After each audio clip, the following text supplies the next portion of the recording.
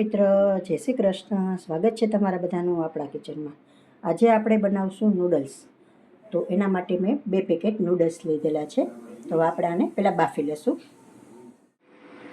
એના માટે મેં ગરમ પાણી આમાં મૂકેલું છે. અડધી ચમચી આપણે નિમક એડ કરી દઈશું. થોડું પાણી ગરમ થાય પછી આપણે નૂડલ્સને એડ કરી દઈશું. પાણી આપણું સારી રીતે ગરમ થઈ ગયું છે. તો આપણે આ નૂડલ્સ એડ કરી દઈશું.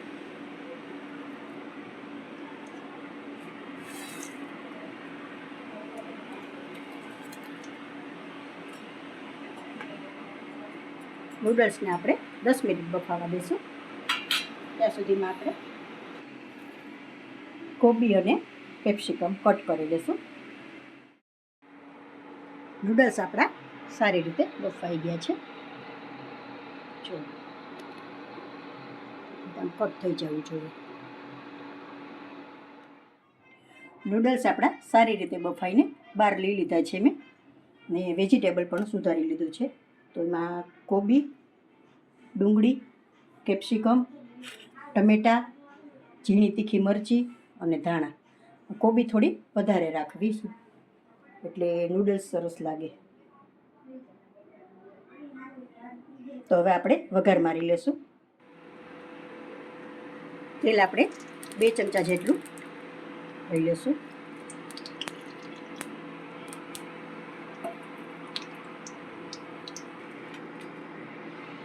તેલ આપણું સારી રીતે ગરમ થઈ ગયું છે. તો આપણે હિંગ મૂકી અને ટમેટાનો વઘાર પહેલાં મારી દઈશું.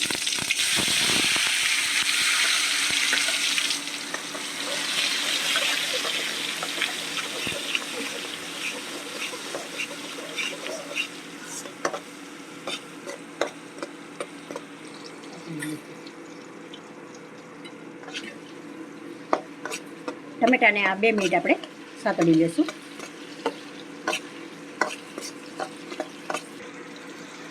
હવે આપણે ડુંગળી એડ કરી દઈશું.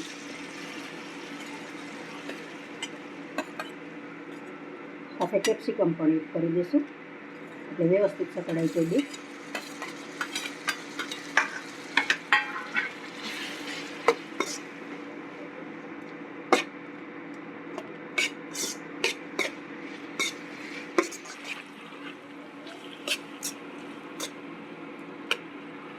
થોડી એવું સતળાઈ ગયું છે. તો હવે આપણે આ તીખી મરચી એડ કરી દઈશું અને સાથે કોબી.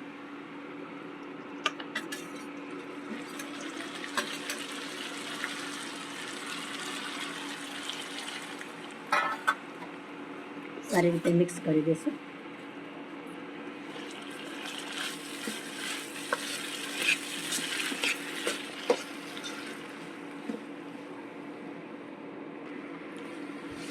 વેજીટેબલને આપણે બહુ નથી સાતળવાના, થોડા આપણે ક્રન્ચી રાખશું એટલે પ્રોપર બધો વેજીટેબલનો ટેસ્ટ આવે. હવે આપણે બધા મસાલા કરી લઈશું.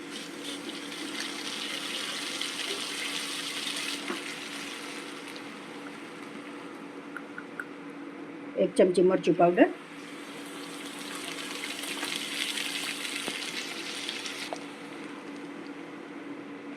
મેં થોડું નૂડલ્સ બાફવામાં એડ કરેલું છે નિમક, એટલે અડધી ચમચી જ આમાં એડ કરું છું.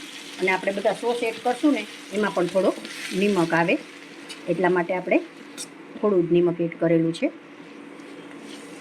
હવે સારી રીતે મિક્સ કરી અને આપણે બધા સોસ એડ કરી દઈશું.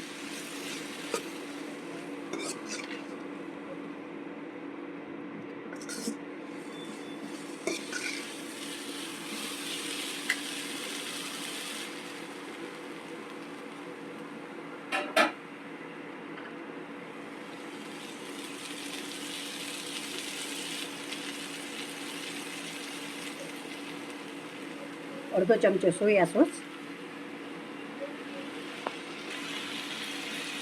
અડધો ચમચો રેડ ચીલી સોસ,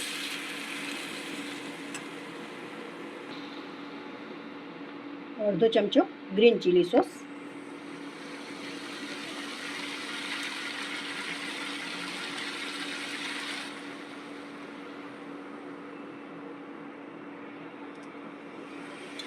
એક ચમચો ટમેટા કેચપ,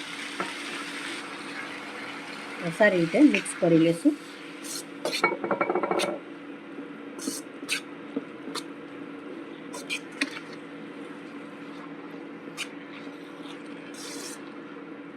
બે મિનિટ આપણે ચડવા દઈશું આને, એટલે પ્રોપર બધો ટેસ્ટ બેસી જાય એમાં. સારી રીતે વ્યવસ્થિત બધું મિક્સ થઈ ગયું છે. તો હવે આપણે આ નૂડલ્સ બાફેલા છે એ એડ કરી દઈશું.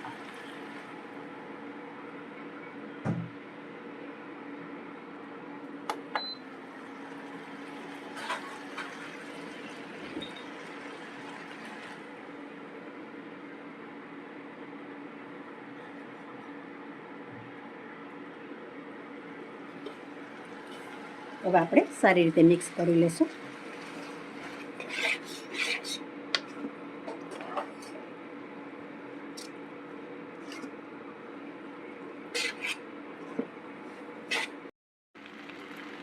હવે આપણે આ નૂડલ્સ મસાલો એડ કરી દઈશું.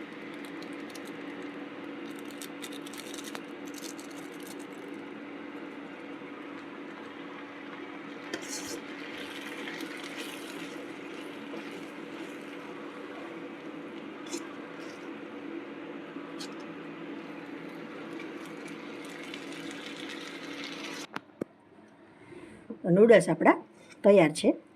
હવે આપણે સર્વ કરી લઈશું.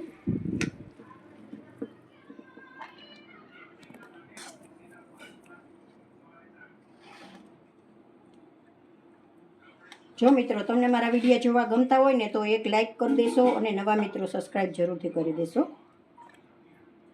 અને એકવાર આ રીતે બનાવીને જરૂરથી ટ્રાય કરશો.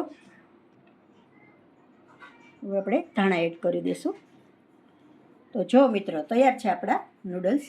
જો તમને મારી રેસીપી સારી લાગી હોય તો કોમેન્ટ કરીને મને જરૂરથી જણાવશો.